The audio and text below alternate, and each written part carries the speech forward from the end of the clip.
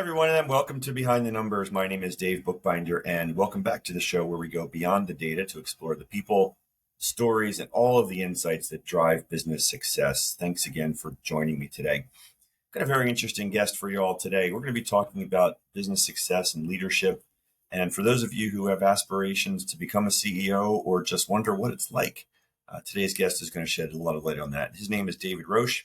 He is a former CEO. He is the chair of a tech startup, and he's also the author of the book, Become a Successful First-Time CEO. David, welcome to Behind the Numbers. Thanks very much. Lovely to be on. Great to have you. So I gave you give the audience a very brief introduction on who you are. Why don't you tell the audience a little more about yourself and your background? Sure. So basically, like a lot of people, I had no idea what I wanted to do. I had no definite aim in mind. I went to university. I read psychology. I did a hypnotherapy qualification after that, and realised that wasn't particularly what I wanted to do at the time, and ended up in the first job that I could, which was a planning job in an American textile company, even though I was based in the UK, and I ended up in retail. In buying and merchandising, and again, I sort of made it up as I was going along. I went from one retailer to another and ended up at HMV, which is the biggest chain of record stores in the UK, and they've had operations around the world, unsuccessfully in the US, but in Canada still, and around the world. And I worked my way up through various departments, operations, as I say, buying and merchandising. Project management actually was the first one which sort of introduced me to leadership, where you were suddenly given a role that was to run a project that was important across the company, and you were given an inflated position to be able to tell people what to do who are actually on the board themselves when you weren't on the board. And it was a really good introduction at that point to understand that you don't necessarily need to be given the stripes to actually take a position of leadership. You just need to assume that position. And that's a really important lesson that I struggled with later on in life when I was I thought I was going to be offered a CEO role, and I didn't get it. And the reason I didn't get it at the time, I thought it was terribly unfair for all sorts of reasons. It was only many years later I realised I hadn't actually. When it was discussed with me, I didn't take that as an invitation to prove that I could do it before I was going to be offered it. So fast forward, I was offered a position on the board as buying and marketing director of this company. And then, so I did that role, negotiating terms and dealing with record companies and video companies, film companies and games companies. Then I moved over into publishing, book publishing, to do a similar job with the biggest chain of bookstores in the UK. My first CEO role was with Borders, the now defunct American book chain, who had a European operation as well. And I became CEO there. So and I'm sure we'll get to talk about it, the transition issues of moving in to the new role, and becoming a CEO is much more difficult than everybody thinks that it's going to be. Even the most confident and well-oiled executives will be surprised as the difference becoming a CEO entails. And so, and also having bosses who are across the Atlantic 5 or 6 hours behind made things difficult. But I then was when Borders was sold. I managed the sale of their overseas operations in Europe. I moved, poacher turned gamekeeper, and moved from the retail end of the supply chain to the supplier end, and became a board director at HarperCollins Publishing. And I was able to see things from a completely different direction. And I left HarperCollins after a few years, set up my own business, And through the course of that business, I've been a consultant, I've been an author, 2-time published author, I've been an agent, literary agent, I've been a writer. Everything you could do within publishing, I've done, and I've chaired several organisations, the biggest writing agency in the UK, the biggest book accessibility charity, and I chair, as in the introduction, a tech startup now, and also London Book Fair, which is a big read expo company. And through all that transition, I think naturally from the beginning of your transition, you're thinking about your own career. At the end of your career, you're thinking about the legacy you can leave behind. And actually, in my case, and with many people I know, that's about developing the talent and making the most of the people you work with. And your satisfaction is got through their success as much as, if not more than, the success of yourself. And I decided to write a book. I was in discussion with a publisher, decided to write a book called Become a Successful First-Time CEO, not with the aim of replicating the hundreds of leadership self-help books that are out there, but to try and make it for people for whom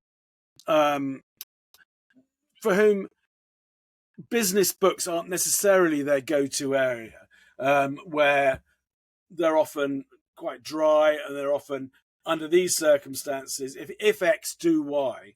This book is very much about relationships, and being in publishing for 25 years, you'll understand that I like to do it through stories, through anecdotes and stories that happen to me and to other directors that I've collected over the years. Through my coaching, I have a coaching and mentoring business for first-time CEOs, and really try and get that message across in a way that was accessible to people who would relate to those stories and actually engage with them.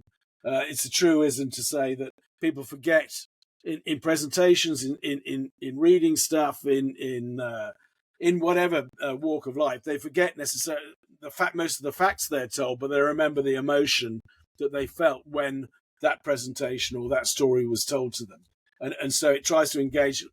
In a way, it doesn't necessarily resolve anything with answers, because it's all about relationships, and there's not necessarily any right or wrong answer in relationships. There may be wrong answers, but the person you're talking to today may give you a viewpoint which actually could change from the same person tomorrow, and actually how you reflect and how you deal with things is as important as facing that person and actually being appropriate. So the book's sort of split into 3 parts. The first is all about you. Are you ready to become a CEO?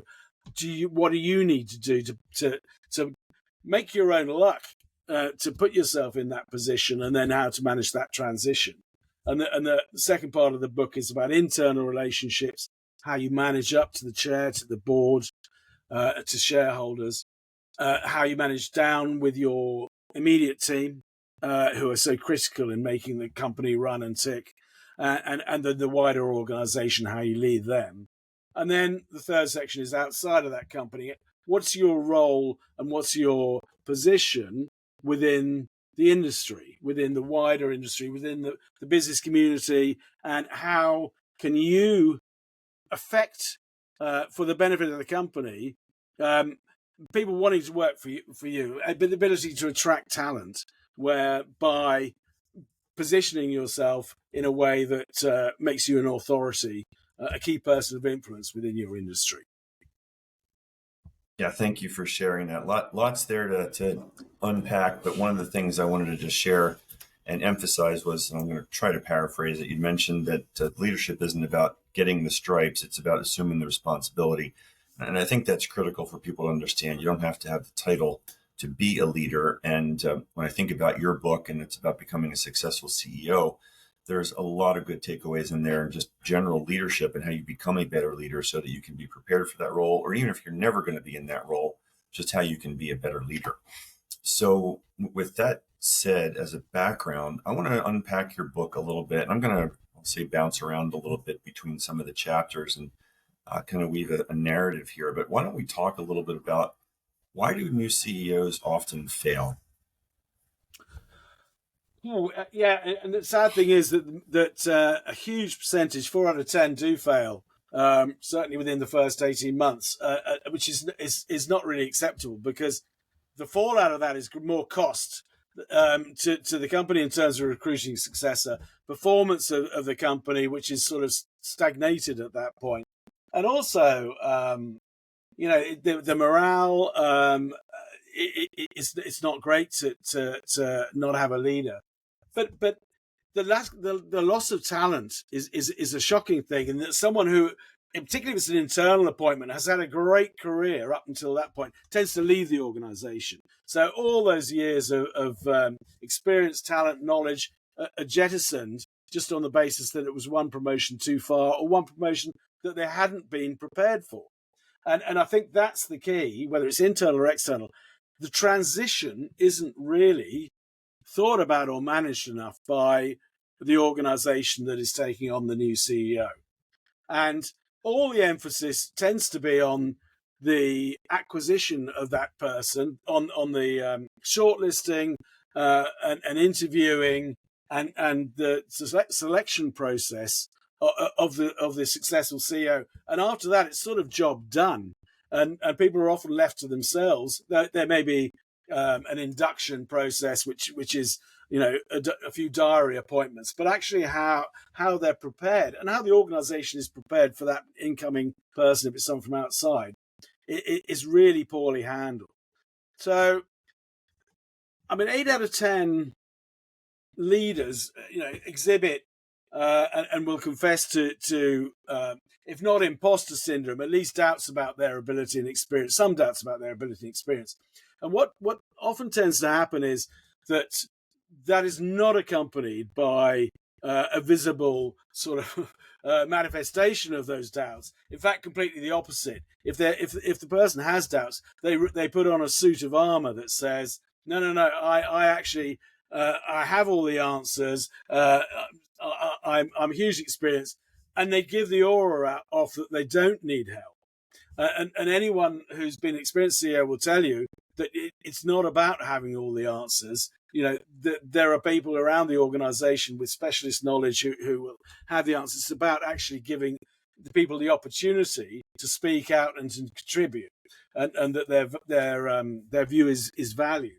So it's about having all the best questions, in fact, rather than the best answers. So I think this suit of armor it compounds the problem, because it makes people think they don't want me to question them. They don't want any challenge. They have all the answers. We better let them go. So when the one thing that will happen in majority of cases is they'll be given a 100-day plan, which the organization says, this is what we'd like you to achieve in the first 100 days.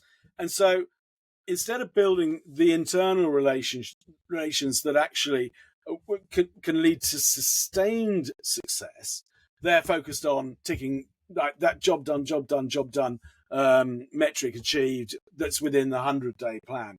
And that may lead to some short-term success and a bit in a honeymoon period, but it doesn't lead to sustainable success, because actually the team, and particularly in the case of the senior leadership team that surround and report to the CEO, are not necessarily engaged.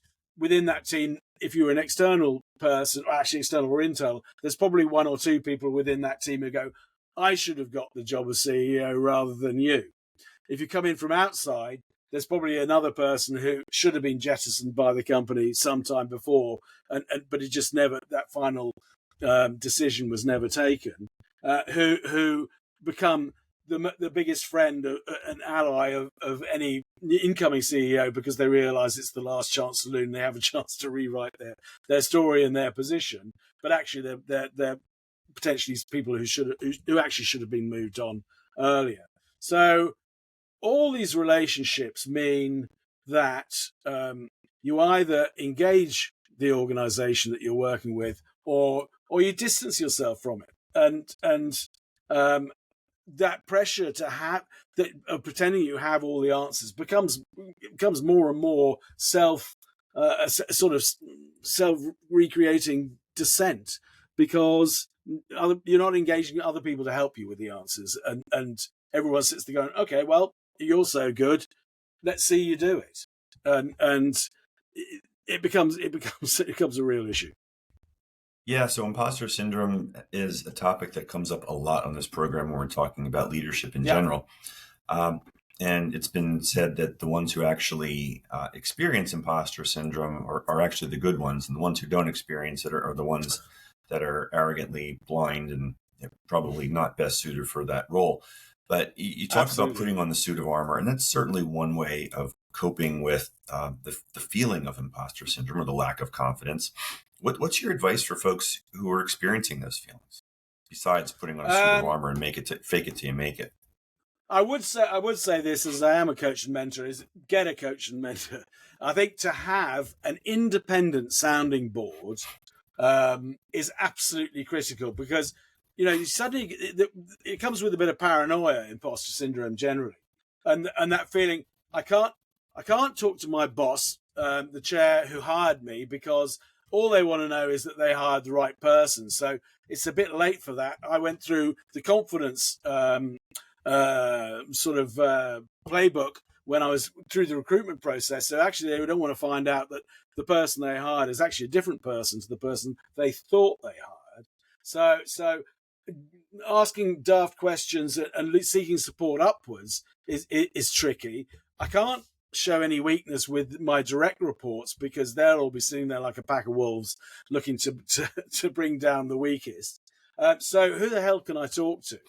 And we all know, anyone who's worked with a good coach understands the power that great questions and active listening bring. And anyone who's worked with a great mentor understand the shortcuts that can help you. And I get, as I say, through the book, that with me, it's stories that switch me on, of examples where, and it often is stories of failure, to go how to avoid it. And CEOs are busy people, so pure coaching is a bit tricky, because sometimes it's more helpful to have just a quick 2 minutes. To be honest, I tried the way you did it. The industry may be different, but this is what I found in my circumstances, is the sort of conversation that can prevent disasters, as well as stimulating success. And you don't necessarily lose the ownership of the problem by having a mentor.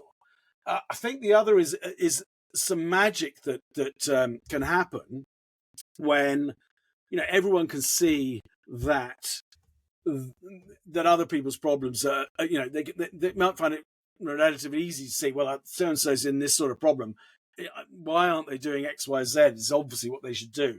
But looking at your own problems is a totally different thing, and seeing the answer to your own problems is much more complicated. So having someone else to talk to can lead to a magic moment, where I find very often with my clients, that they get to a point where they go, I can't see that. We go through the normal coaching methods to try and get them to realize there are other ways of looking at it, other opportunities, but they still can't find the answer.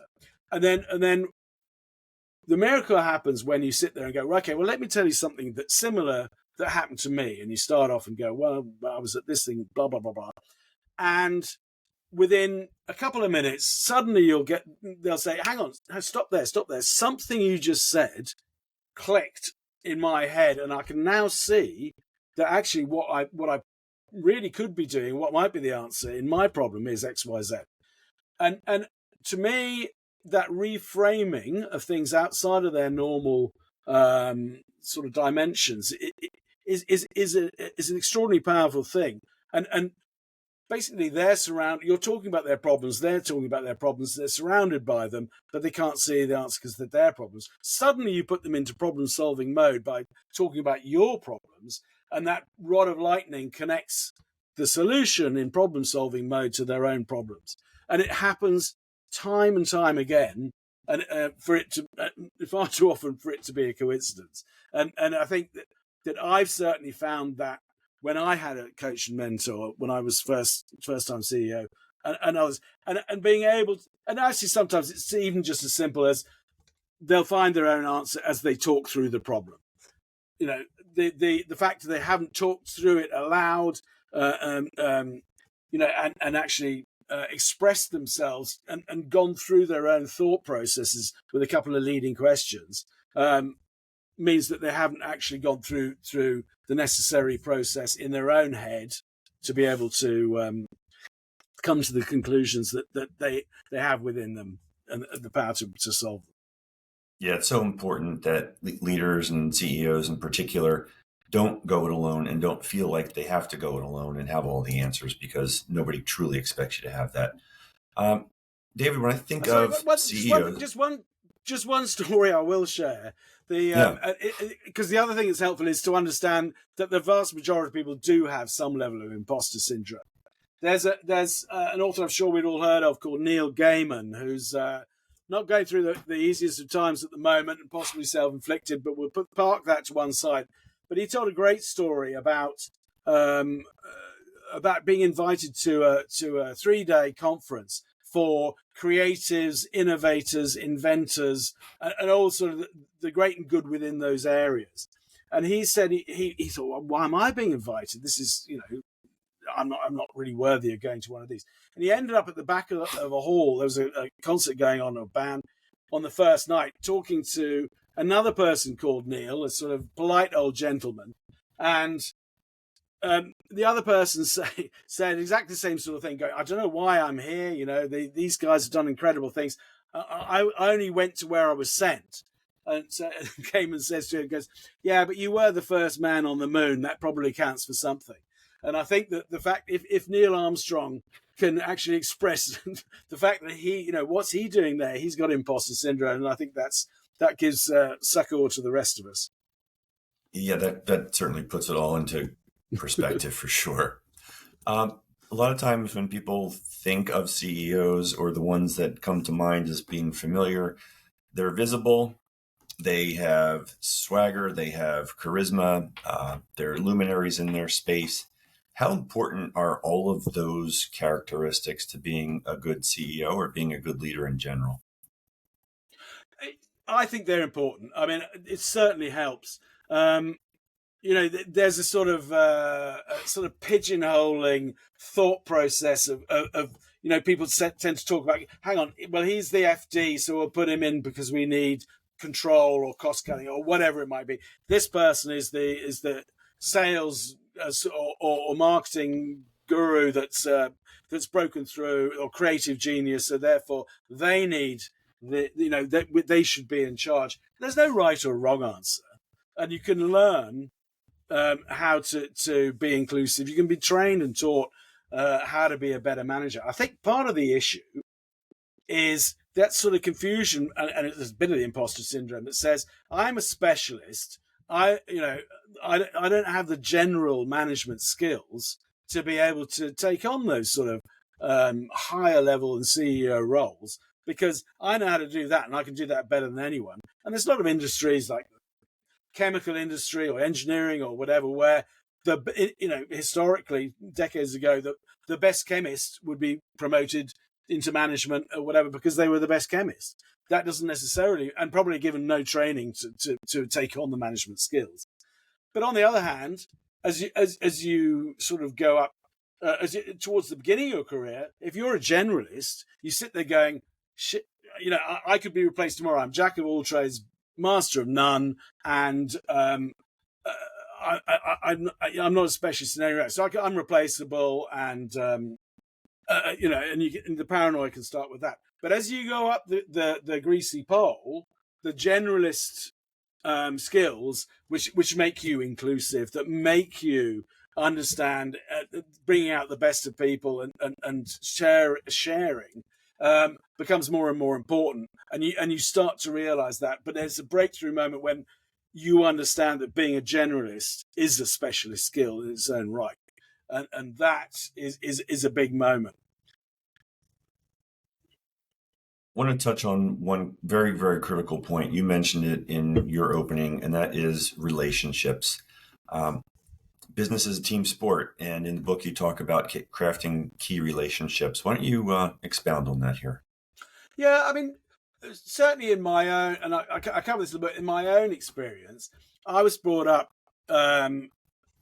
even within my first board position, under a sort of regime of it was an operation. This company was operationally very slick, and things happen. But it was in a rule with the stick sort of mode, and if there was any dip in performance or whatever, then the stick was wielded harder and faster, on the basis, and actually the managing director at the time used to say, I rule by fear, and the fear is the fear of the sack, and if you don't perform, you're out.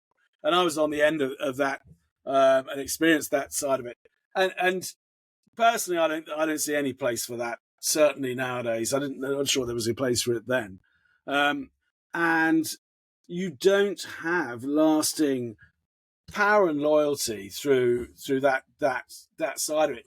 But if you show leadership that's empathetic and actually is relevant to the person in front of you, that is sustainable. And you know, it might well be, and I've experienced this, that you're sitting there and someone's performance goes down, and you talk to them about why, and suddenly it comes out that their father's just been diagnosed with Parkinson's. They become a sole carer, blah blah blah blah blah, and their life has become incredibly complicated. And there's ways you can help to support that.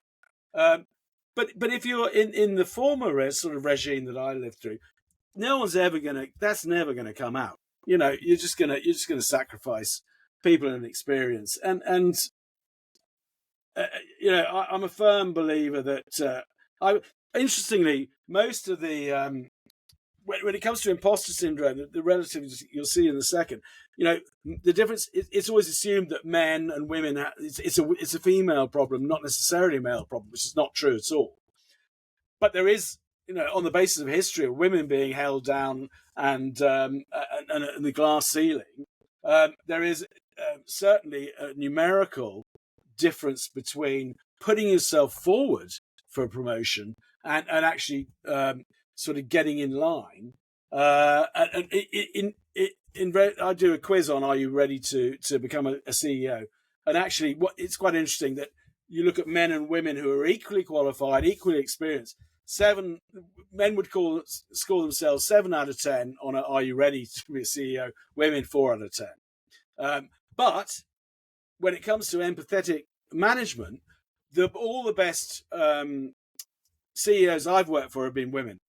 In that, a lot of the jockeying for position, the machismo, my car's bigger than your car, if you know what I mean. Oh yeah. A lot of that, it just doesn't exist. It's just, you know, the performance of the company and getting the best out of you and your teams is the important thing. And it's actually dramatically different if you've had the sort of male bosses that I'd had, and the company I worked with, one company I worked with, had never had a woman on the board, into a publishing industry which is dominated by women generally, not necessarily so dominant at the very top level, but certainly through the organizations and at management level. And it's a very different. It's a revelatory thing if you experience for the first time. Yeah, and it's fascinating that you mentioned the word empathy. Ironically, I literally this week just did a talk with a group on leading with empathy. In my second book, I talk about empathy quite a bit, and there's a lot of data that supports that empathetic leaders drive innovation and trust and safety and retention, and there's a lot to be learned from that. And I shared my own personal story from working with some leaders who led with empathy, because they didn't make any assumptions if life circumstances changed. They asked the questions to understand about performance and how your circumstances could impact that. So great point that you made. Don't assume. The key word you said there was assumptions, and I think that's absolutely spot on. And when you're a coach, I actually like coaching and mentoring outside of the publishing industry that I work, because assumptions get in the way. you're sitting there going, "Are you doing that because?" or "You're thinking that because?" or Right. "Yeah, it's really obvious what you should do." And actually, your active listening, which is everything in empathy, sort of switches off slightly because of the assumptions you make. I like going into industries I know nothing about because it is about relationships, and everyone has the same relationship issues. The technical stuff behind it tends to be far less important than the relationship side. Amen, brother. David, we're just about out of time here, but before we start the wrap up, I want to give you the last word on anything, tips that you might offer for the audience, or anything that I didn't ask you that you want to make sure you had a chance to say here. I think the one tip, and I think that it covers that area we said about making your own luck and waiting for stripes, and it's that feeling that when you're on your way up, you have to be, you wait, you prove yourself, and hopefully, the MD will finally see you and point to you. But actually, you make your own luck, and because the question when it comes to interviews for a CEO is not can they do the job for the candidates, because most people wouldn't be in that room if they weren't capable of doing the job. The question is, can they be trusted to do it? And if you're an internal candidate, you have the opportunity to fulfill that trust through things that are within your power to control rather than sitting there waiting. You can ask your boss what is their biggest problem, concern, issue in that department, and then make sure you become an expert in that area. You're a problem solver. You've got the attitude that says you want to work outside of your day-to-day remit. You can prove that you can take on stuff that you didn't know anything about before and actually turn it around, and you can prove that person can work with you, and then also look below you. Never always hire the best team you can possibly do. Hopefully, people who are better than you, certainly in specialist areas, and then give them their head, but also develop your own successor. If you're the internal candidate who's in charge of the most important department and you've done a brilliant job, there's a risk around giving you that CEO job rather than the 50-50 call with the external person. Develop your successors so that risk is removed, and actually it's a pleasure to give you that position because you proved yourself in all sorts of ways to be trustable going through. You'll knock the external candidate out of the picture if you've developed a smooth succession plan for yourself. Well said. David, tell the audience how they can find you, how they can contact you if they want to learn more about you, and where they can find the book. Okay, the book is called Become a Successful First-Time CEO, and it's available on Amazon.com. It was published first in the UK, so I'm not sure about the hard copies in bookstores. It's available as an audio book too, so for people who prefer that format. And about the coaching, about myself, I have a coaching company called Grey Area Coaching. Bear in mind, as it was in the UK, Grey is spelled Grey, not Gray. Grey Area Coaching. So, and the website is www.greyareacoaching.com. Grey Area Coaching, all one word. Grey areacoaching.com. And within there, there's all sorts of ways that show you how I approach the coaching and mentoring, and how and various articles I've written about it, and so on. So lots and lots of information. And there's some pictures of free diving, which to me open the doors on coaching and mentoring. If I just give me a minute to tell this story, if that's okay. The people ask about that combination of coaching and mentoring. I did a free diving. I love scuba diving. I've done it for decades across the world, and I did a free diving course relatively recently to try and work out how to snorkel longer, get underneath the water without a tank, unencumbered, and so on and so forth. And I turned up, and of course I was miles older than everyone else. And they're saying, well, you need to hold your breath for 3 minutes to make it worthwhile. And I'm sitting there. We go down in the pool. I hold my breath for about 40 seconds, and I'm just going, I can't do this. Plus, also, I'm sitting there. So I go, do I want to coach or do I want to mentor? And with the trainer, I wanted a mentor because I thought, actually, if we get this wrong and I'm, several meters under the water and I get this wrong, it could be dangerous. So I want someone who knows exactly what they're doing and who's done it themselves. But when after the 40 seconds in the pool, I needed a coach to remove my limiting beliefs that said, I can't do this. There is absolutely no way I can do it. But actually, once they explained the physical aspects and chemical aspects of breathing and gave you some techniques, within 2 hours, I was holding my breath for 3.5 minutes and diving to 20 meters or so the following morning. And that to me went, my God, that power of someone who really knows what they're doing and has walked the walk, and someone who can train and it's the limiting beliefs that stop you is all important. And I'll leave you with that. Yeah, that's a good piece of advice too, because it's limiting beliefs that prevent everything from happening. And you got to be able to push through that. We could have another hour-long conversation just on that, but unfortunately we can't. So thanks for joining us today, David. Really enjoyed the conversation. Yeah, thank you, Dave. I really enjoyed it too. Yeah, and thank you out there for listening to the program. I really appreciate your support. If you enjoyed the content, please leave us a review on Apple or Spotify. It helps to create more visibility for the program. And also, don't forget to crush that subscribe button so you don't miss another episode. Until next time, I am Dave Bookbinder, reminding you that the numbers tell the story, but the people bring it to life. Take care, everybody.